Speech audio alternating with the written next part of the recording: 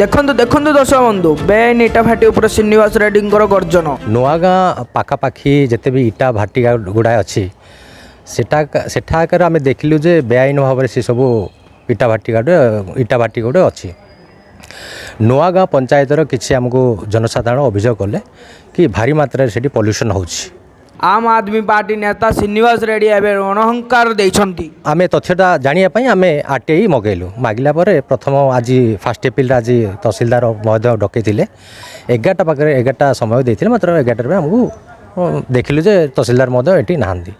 से सीधा सीधा आरटीआई फाइल मागिछंती ओ बेआईन काम रेकर्ड बाहर करने को जिद धरिछंती। कि डस्ट धूली उड़िया जोगुरु गाँव में रही होनी पानी पवन भी बेसी खराब होती ये कथा बहुत थर भी आम मैंने मीटिंग करी भाटी वाला को भी कहलु मझे भी भाटी बंद होता फिर भी भाटी बंद कले रात भी जान बाहन बेसी होची असुविधा जावासिया ये आपण मैंने मान को समर्थन करी।